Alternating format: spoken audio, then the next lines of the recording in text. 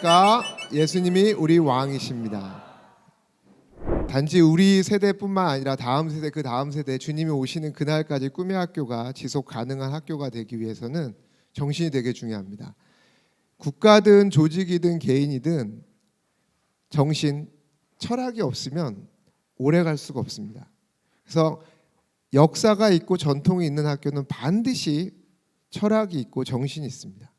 오늘 그 첫 번째 정신에 대한 주제를 여러분들과 나누려고 하는데요. 힌트를 드리겠습니다. 이 그림에 힌트가 있습니다. 첫 번째 그림은 이 그림입니다. 혹시 여기에 있는 이 사람이 누군지 아십니까? 영국의 엘리자베스 2세 여왕입니다. 당신은 공주였어요. 18살 공주였는데 2차 세계대전 본인이 직접 참전해서 이 공주가 이 바퀴를 갈고 있는 그 장면입니다. 혹시 이 학생들은 누군지 아십니까? 영국에 가장 귀하게 생각하는 학교가 있습니다. 명문 학교가 있습니다. 580년 된 영국의 전통이고 영국은 이 학교를 자신의 정신적인 학교라고 인정하는 학교입니다. 이튼스쿨이라는 학교예요. 그 이튼스쿨이 이튼스쿨에서 가장 핵심되기는 핫플레이스가 있습니다. 그리고 여기를 가장 좋아하는 곳인데 이곳입니다. 이곳이 뭐냐면 여기 지금 그림은 잘 안 보이지만 여기에 2,000명의 학생들의 이름이 있어요. 그러니까 1차 세계대전, 2차 세계대전이 발생했을 때 이 이튼스쿨은 귀족의 자녀들이 다녔던 학교거든요. 근데 거기 2,000명의 학생들이 참전해서 목숨을 잃습니다. 그리고 그것들을 이 학교에서는 가장 명예롭게 생각하는, 그래서 이름을 다 하나씩 다 새겨놨고 지금도 학생들이나 외부 사람들은 이튼스쿨을 소개할 때 여기를 가장 먼저 소개합니다. 왜요? 영국의 철학이 여기에 녹아져 있기 때문이다. 영국의 정신이 여기에 녹아져 있는데 이 정신이죠. 노블레스 오블리주. 높은 사회적 신분이 있는 사람은 그거에 대한 반드시 상응하는 책임이 따른다는 겁니다. 오늘 여러분들과 나누고 싶은 주제는 이 정신은 이 책임에 대한 정신입니다. 혹시 이 집의 이름을 아십니까?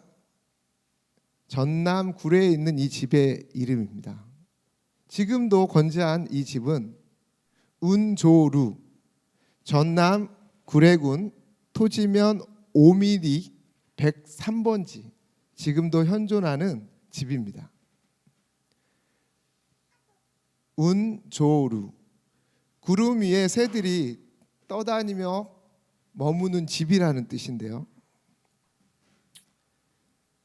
이 집이 지어진 시기를 잘 보십시오. 조선 영조 52년 1776년에 유의주라는 분이 78칸째 집을 지었습니다. 근데 이게 지금 몇 년 된 거예요? 200년이 넘은 겁니다. 그죠? 근데 그 집이 지금도 건재하고 그래서 지금은 주요 민속 자료로서 제8호로 지정이 돼 있는 집입니다.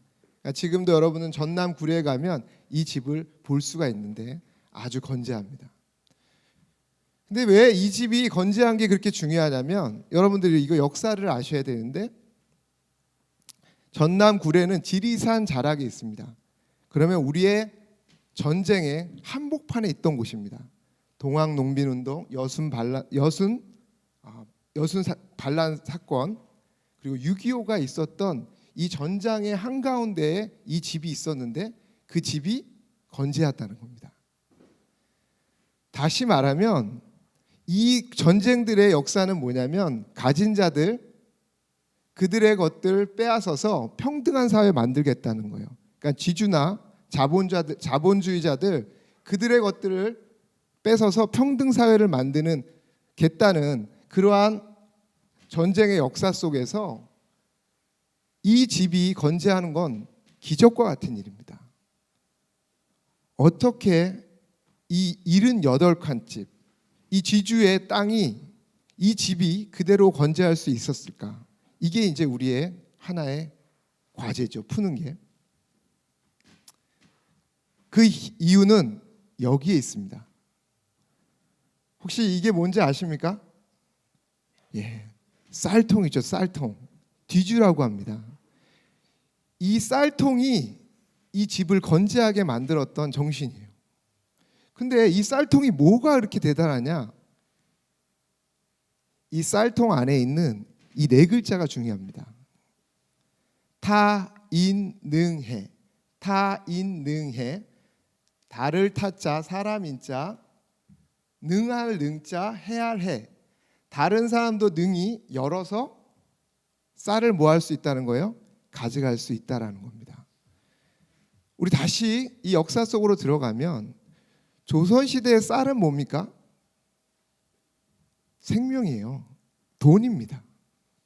이 생명과 돈을 모든 사람들, 나그네든 지나갔던 배고픈 객이든 아니면 그 마을 사람이든 누구든 이 집에 와서 이 쌀을 뭐 할 수 있다는 거예요?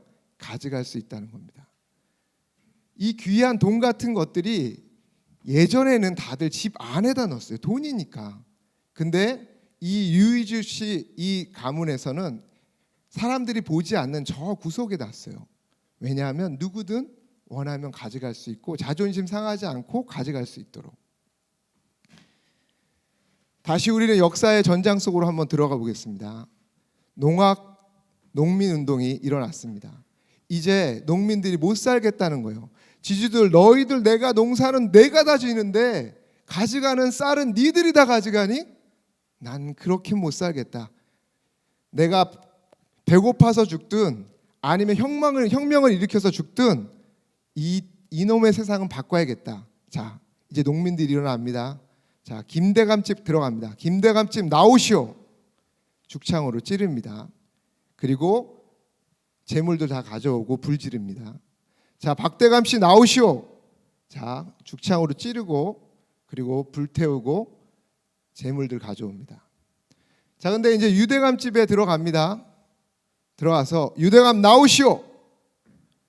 근데 아무도 움직이지 않는 겁니다. 근데 어디선가 갑자기 손을 들더니 저희 노모께서 병환이 들어 곡기를 때우지 못했을 때 우리가 이 유대감집에 신세를 지어서 우리 어머니 병환이 나왔습니다. 또 저쪽에서 손을 듭니다. 제 아내가 아이를 출산해서 먹을 것이 없었는데 우리 유대감집에서 쌀을 얻어서 미움을 끓이고 그래서 제 아내가 살아났습니다. 근데 그 마을 사람들 중에서 이곳에 신세를 지지 않는 곳이 한 사람도 없는 겁니다. 어떤 일이 일어났을까요? 패스오버, 6월절의 기적이 일어난 겁니다.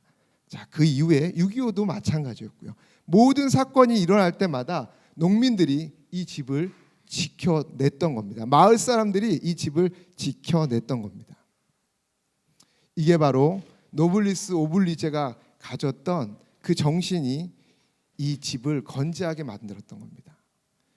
사회적 책임, 신분적인 책임을 다했을 때 그 집이 지금도 우리에게 정신적인 것뿐만 아니라 건물적으로도 존재하고 건재하게 했던 이유였죠. 한번 기회가 되면 한번 꼭 가보시기 바랍니다. 지금 이 대한민국이 건재할 수 있었던 이유도 이 정신과 무관하지 않습니다. 노블리스 오블리주가 없었다면 이 대한민국은 역시 건재할 수 없었습니다. 다시 6.25 전쟁으로 돌아가 보겠습니다. 6.25 전쟁이 터지자 당시 독립국가 68%가 대한민국을 지지하기 위해서 지원병들을 보냈어요. 가장 많은 지원병을 보낸 나라는 당연 미국이었습니다. 근데 더 놀라운 건 6.25 참전에 미국 정치인들과 장군의 아들, 달리 말하면 미국의 가장 큰 기득권들이 그의 자녀들을 여기에 142명을 보냈다는 겁니다. 대표적으로 그 당시는 이제 대통령이 아니었고 대통령 후보였습니다. 아이젠하워가 자기 아들을 보냈습니다. 존 아워드 아이젠하워입니다. 소령이었고요. 근데 이 아이젠하워 대통령이요 요청을 합니다. 내 아들을 후방으로 빼달라고. 근데 우리가 생각하는 그렇게 뒤로 내 아들을 보호하기 위해서가 아니라 이렇게 얘기합니다.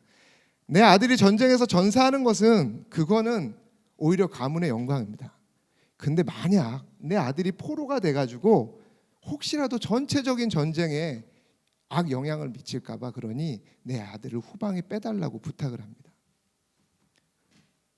그런데 그 아들 존 아이젠하워가 이렇게 얘기합니다.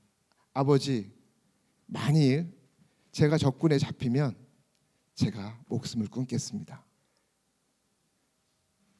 그리고 저를 최전선에 보내주십시오 해서 최전선에서 그 소령의 역할을 다합니다.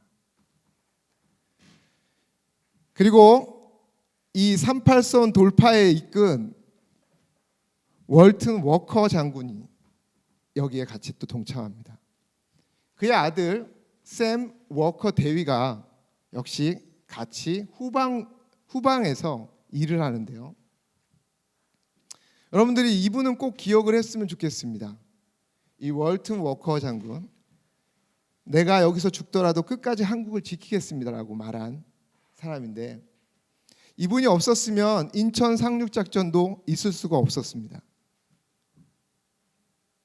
그리고 굉장히 유명한 말을 남기죠. 내가 여기서 죽더라도 끝까지 한국을 지키겠습니다. Stand or die. 내가 여기를 지키든 죽든 끝까지 이 대한민국을 지키겠습니다 라고 얘기합니다. 그리고 그의 명언대로 그가 이 조국을 지키다, 이 대한민국 조국을 지키다 죽습니다. 그가 죽은 곳이 어디냐? 이 광진구에 있는 힐튼 호텔이 지금 세워져 있는 그곳에서 그가 생을 다합니다.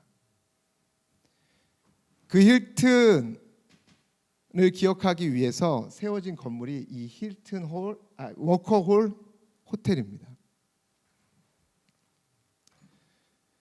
그가 죽자 그 당시 총사령관 메가더 장군이 그의 아들을 샘 데이를 부릅니다.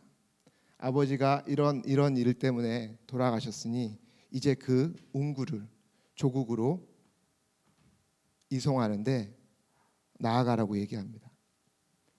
그의 아들이 이렇게 얘기합니다. 저는 일선의 보병 중대장입니다. 저희 부대는 후퇴 중입니다. 이런 시점에 중대장을 교체하는 일은 있을 수 없습니다. 저는 지금 당장 전선으로 돌아가서 이 부대를 지휘하겠습니다. 물론 이 메가더 장군이 이건 명령이다, 돌아가라 라고 얘기했지만 이게 이들이 갖고 있던 시대 정신입니다. 그리고 그 워커 장군이 죽고 그 후임으로 바로 등장한 분이 이 벤 플린트라는 장군입니다. 그의 아들, 외아들이 하나가 있었는데 그의 외아들은 이 조종사로서 역시 전투에 투입됐고요.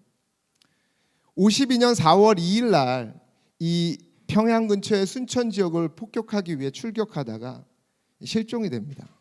난리가 났죠. 이 전체적인 지휘하는 그 중대장의 그 아들이 사라졌으니 난리가, 수색 작전이 펼쳐지려고 할 시점입니다.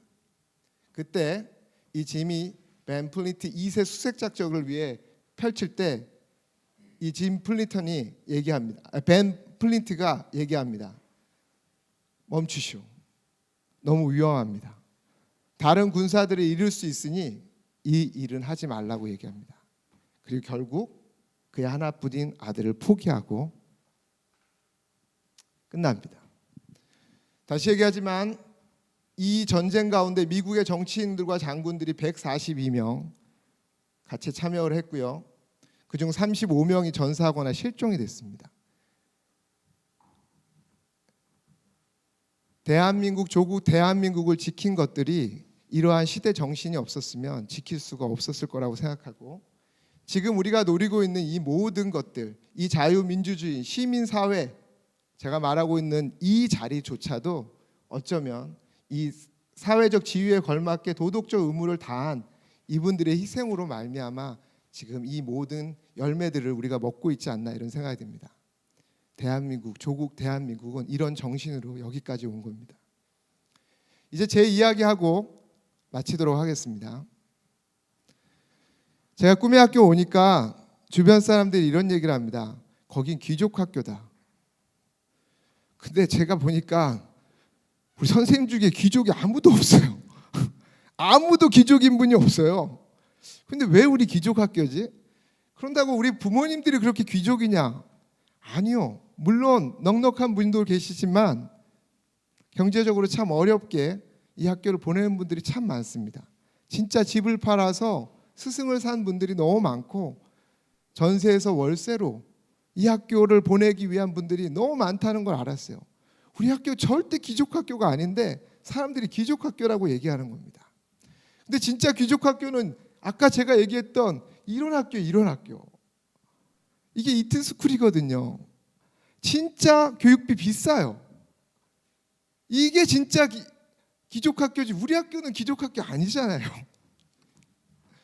근데 왜 이 학교는 귀족 학교라고 안 불리거든요. 영국에뿐만 아니라 전 세계로 이 학교를 귀족 학교라고 부르는 게 아니라 영국의 시대적인 학교, 명예 있는 학교 이렇게 부르거든요. 뭘까? 돈의 문제가 아니라 이 이튼 스쿨에는 이 정신이 있는 겁니다. 이 책임의 정신이 있는 거예요. 이 꿈의 학교가 우리 귀족 학교 아니에요 라고 말할 필요가 없이 더 중요한 거는 뭐라고 불리든 상관없이 우리가 이 시대 정신들을 우리 안에 잘 펼치는 것이 중요하겠다는 생각이 들었습니다. 그래서 어느 날 저기 ATM 기기에서 돈을 100만 원을 인출을 했습니다. 약 10년 전 얘기입니다. 그리고 제가 그 당시 중2, 중3 아이들을 독서 수업을 같이 했었는데 봉투에다가 10만 원씩을 놨습니다. 그리고 열 모둠을 제가 그 당시 진행을 하고 있었는데 중2, 중3 통합해서 열 모둠의 아이들에게 어느 날 수업 때 가서 봉투에다가 10만 원을 놓고 다 봉투 위에 책상 위에 하나씩 올려놨습니다. 애들이 그 봉투를 보더니 선생님 이거 뭐예요? 라고 묻는 겁니다. 그래서 여러분 열어보십시오. 아이들이 열어봤어요. 10만 원이 있는 거죠. 깜짝 놀란 겁니다. 선생님 이거 뭡니까? 이거 여러분들 드리는 겁니다. 분위기가 난리가 아니었습니다. 막 박수치고 너무너무 좋아했는데 근데 여러분들 이거 그냥 주는 게 아닙니다. 제가 여러분들에게 하나의 미션을 주는데 제가 그 당시 단기 선교를 한번 갔었는데 필리핀의 단기 선교를 갔었는데 그때 우연치 않게 이 아이따 소수 민족에 대해서 제가 알게 됩니다. 산속에서 살고 있는 5가정의 34명의 사람들을 제가 우연히 만나게 되는데 이런 곳에 있는 실제 제가 방문했던 곳입니다. 보면 알겠지만 필리핀 분들인데 약간 얼굴색이 흑인 친구들의 모습처럼 보이죠. 이유가 뭐냐면 이 미국이 이제 이 필리핀에 그 식민지학에서 왔지 않았습니까? 그때 흑인들과 이 필리핀 원주민들 사이에서 태어난 아이들이에요. 그러니까 필리핀 안에서도 핍박을 받다 보니까 쫓기고 결국 쫓겨서 어디로 가냐? 이 산속에서 사는 겁니다. 산속에서. 이러한 작은 집에 오두막 같은 집에서 한 가정이 약 7에서 8명 이렇게 살고 있는 거예요. 이렇게 작은 곳에서. 당연히 전기 없고요. 가난해요. 굉장히 가난하고 물도 떠려면 30분 이상 가야 됩니다. 30분 이상 왔다 갔다 물을 떠와야 되고 전기도 없고 아이들 학교를 못 다니는 이런 곳입니다. 근데 그 당시 우리 아이들과 이런 얘기들을 나눈 거죠. 이런 얘기를 나누고 여러분들 우리가 받은 혜택들이 이렇게 많습니다. 이 대한민국이 우리가 여기까지 살 수 있었던 건 누군가의 그 사회적 신분에 맞는 도덕적 의무를 다했기 때문에 우리가 여기까지 왔습니다. 그럼 우리도 그 책임이 있는 거 아닙니까? 여러분들에게 줄었던 그 10만 원의 돈을 가지고 여러분들 사업을 하십시오. 한 달 시간을 줄 테니까 사업을 해서 여러분들이 사업으로 충분한 돈을 만들어내면 그걸 가지고 이분들을 도와드리겠습니다. 얘기를 했어요. 이제 아이들이 얘기하기 시작합니다. 선생님 너무 어려워요. 선생님 시간이 없어요. 우리 얼마나 바쁜데. 아까 처음 줬을 땐 분위기 좋았는데 이제 아이들이 막 핑계가 나오기 시작합니다. 그러더니 결정적으로 한 친구가 이럽니다. 선생님 우리가 이런다고 세상은 절대 바뀌지 않습니다. 그래서 제가 이런 친구들이 꼭 나올 것 같아서 제가 시 한 수를 미리 갖고 왔습니다. 나 하나 꽃 피어 조동화. 나 하나 꽃 피어 풀밭이 달라지겠냐고 말하지 말아라. 내가 꽃 피고 나도 꽃 피면 결국 풀밭이 온통 꽃밭이 되는 것이 아니겠느냐. 나 하나 물들어 살이 달라지겠냐고도 말하지 말아라. 내가 물들고 내가 물들면 온 세상이 달라질 게 아니야. 이렇게 나오는 구절입니다. 이게 좀 잘렸네요. 그랬더니 한 친구가 이런 얘기합니다. 선생님 알겠습니다. 근데 만약에 선생님 준 돈 우리가 사업하다가 다 말아먹으면 날리면 어떻게 하겠습니까? 그래서 제가 얘기했습니다. 여러분 학생이니까 실패하는 거는 배움이 일어나니까 괜찮습니다. 단 아예 시도하지 않고 그대로 나에게 10만 원 가져온 친구들은 내가 혼낼 겁니다. 얘기합니다. 이제 아이들이 이 돈을 가지고 사업을 하기 시작하는데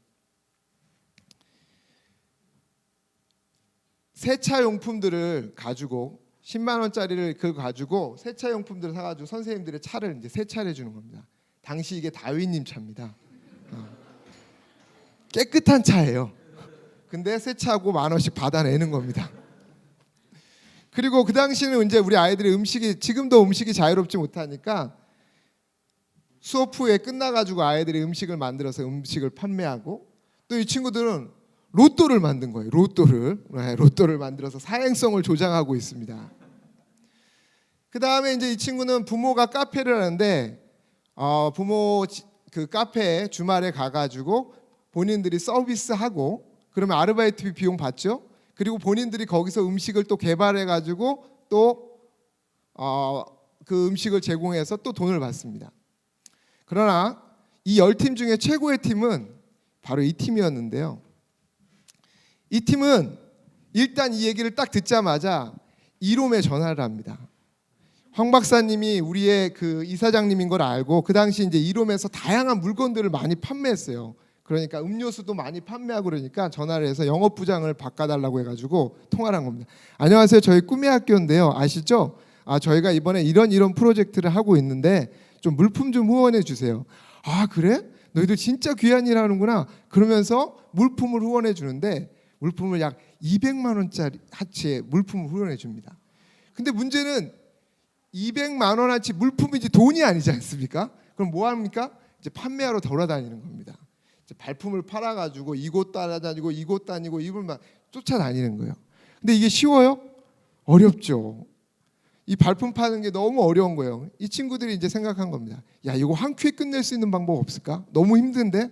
그래? 그러면 제일 좋은 곳은 가장 이 일들을 이해할 수 있는 많은 사람들이 모인 그곳에 가자. 그곳이 어디냐? 그곳은 바로 교회다. 그럼 우리나라에서 가장 큰 교회가 뭐냐? 근데 그 당시 그 친구들이 생각했을 때 그건 온누리교회다. 그래서 온누리교회, 양재 온누리교회를 가자 해가지고 주일 예배 때 물건을 바리바리 싸들고 양재 온누리교회로 갑니다. 가서 물품을 하면 금방 끝낼 거라고 생각했는데 들어가자마자 장벽에 걸립니다. 뭐냐면 여기 가면 대개들 다들 좋아할 줄 알았는데 잡상인 취급을 받은 거예요. 그래서 걔들이 여기서 쫓겨납니다. 자, 그런데 이 정도 되면 이제 포기할 만한데 이게 자기 돈 버는 게 아니잖아요. 이 돈을 해서 누군가에 도와주는 거잖아요. 그러니까 이 친구들이 도망가지 않고 포기하지 않고 예배 끝날 때를 기다려서 좌판을 벌립니다. 좌판을 쫙 벌리고 기다리고 있는 거죠. 이제 예배가 마쳤습니다. 이제 사람들이 오는데 애들이 굉장히 지혜로웠습니다. 그냥 또 물건을 판매하면 잡상인 취급받을까 봐 음료수 시음회 같은 것들을 하는 겁니다. 막 지나가는 사람들에게 음료수 나눠주면서 저희가 이런 프로젝트를 하는데 좀 도와달라고 얘기를 합니다. 근데 생각보다 꿈의 학교 네트워크가 굉장히 넓어요. 온누리교회에 우리 학교 학부모님들이나 이렇게 관계된 분들이 많은 거예요. 너희들 어디서 왔니? 저희 꿈의 학교에서. 꿈의 학교? 아이고, 그 우리 학교 우리 아들이 다녔던 학교인데, 권사님, 지사님 일로 와봐요, 일로 와봐. 그리고 이제 막 우리 선배들이 또 있는 거예요. 그래서 우리 후배들이 이렇게 하니까 막 끌고 와가지고 막 물건을 막 거의 다 판매를 다 한 겁니다. 자, 10팀이 참가했는데 결과부터 말씀드리겠습니다. 10팀 중에 자본금 10만 원을 잃은 팀은 한 명도 없었습니다. 그러니까 모두가 다 자본금 플러스 이익을 남겼는데 자본금 포함해서 300만 원이 이익이 남았습니다. 예. 그래서 약속대로 이제 그 아이따 그 민족들을 도와주기 위해서 이동을 합니다. 가자마자 저희가 머물 곳이 없어서 천막을 짓고, 그리고 그 천막에서 아이들과 신나게 재밌게 놀았습니다. 밥도 같이 먹고요. 이 사람들이 다 밥을 숟가락으로 먹는 게 아니라 이렇게 손으로 먹더라고요. 그래가지고 이 친구도 가가지고 같이 손으로 먹다가 바로 장염 걸렸습니다. 그리고 저녁이 되면은 전기가 없으니까 발전기 돌려가지고 같이 영화도 보고, 아주 신선했죠. 신기했죠. 한 번도 영화를 보지 못했던 영화도 보고, 그리고 잠도 같이 잤습니다. 자고 일어났더니 이게 연출이 아니라 닭들이, 돌아다니는 닭들이 그냥 저희랑 같이 자고 같이 먹고 그렇게 하고 있는 겁니다. 그리고 망고나무도 심었고, 또 학부모님이 주셨던 의료약품들을 가지고 또 의료약품도 나눠주고, 그리고 가서 복음도 전하고 또 필요했던 물품들도 전달해주고, 그렇게 아이들이 준 걸 가지고 우리가 갖고 있는 그 사회적 책임들을 최소한 잘 마치고 왔습니다. 그 다음에도 우리가 이 프로젝트를 진행했고, 그때는 우리 졸업생들 몇 명들을 또 같이 동참시켰습니다. 지금은 가지 않습니다. 이유는 뭐냐? 저희가 그렇게 2번, 3번 갔다 오고 나서 마닐라에서 한 교회가 이곳에 주목을 하고 거기다가 교회를 세우기 시작했습니다. 그래서 지금은 교회가 진행이 되고 있고, 제가 지금도 잘 진행되고 있는지 궁금해서 이틀 전에 다시 그 선교사님에게 여쭤봤더니 지금도 교회가 잘 운영되고 있습니다 라고 들어서 참 마음이 기뻤습니다. 여러분들, 다음 숫자를 잘 기억해 주시기 바랍니다. 70억 인구 중에 2억은요 고아입니다. 매일 5,760명의 고아가 지금 발생하고 있어요.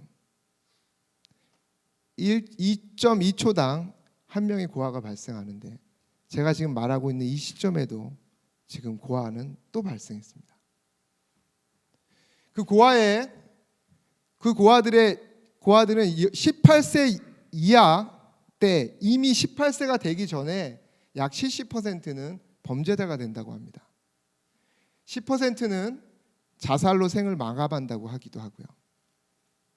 다시 70억 인구 중에 20억 인구는요 기아에 허덕이고 있고요. 1분에 34명이 기아로 죽어가고 있답니다.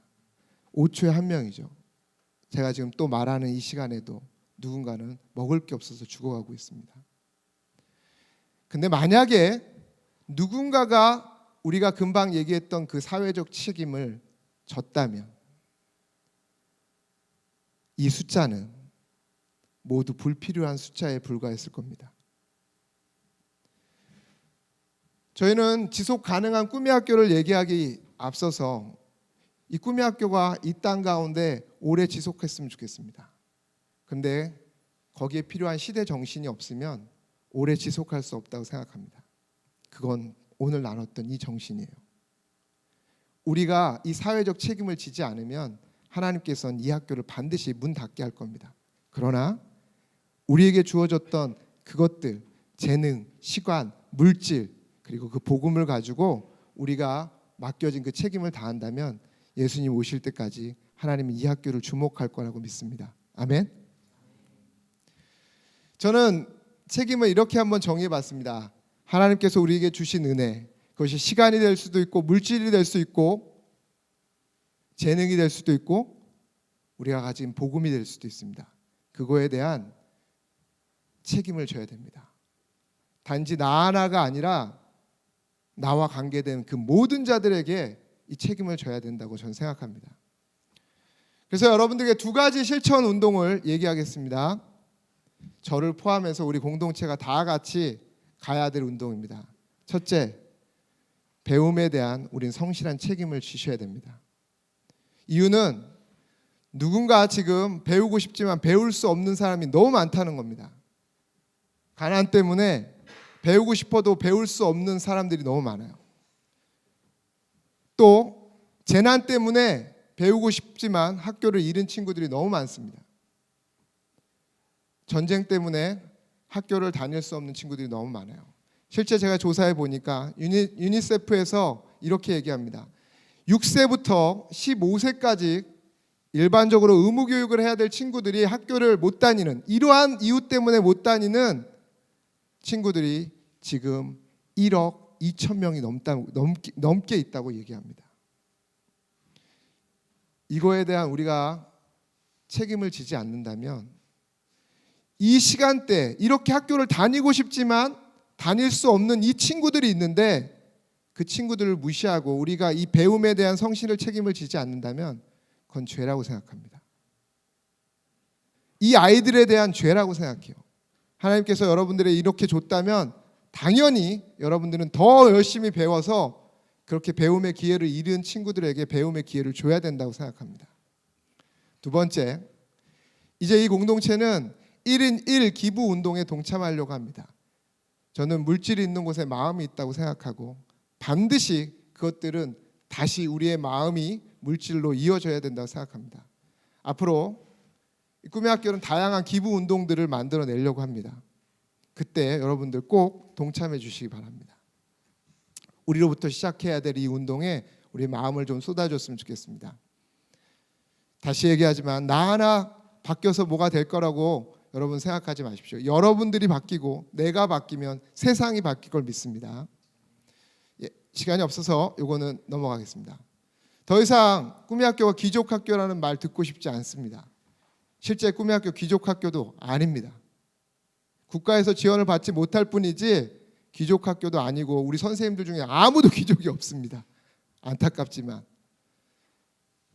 그러나 그러한 소리 듣지 않는 유일한 방법은 우리의 미션을 제대로 수행하는 겁니다. 사랑으로 세계를 품는 그 시대 정신들을 가지고 우리가 끝까지 나아가면 우리에게 맡겨진 재능, 시간, 물질, 그 복음을 가지고 세상으로 나아가서 사랑으로 세계를 품는다면 더 이상 우리 학교를 그렇게 얘기하지 않을 겁니다.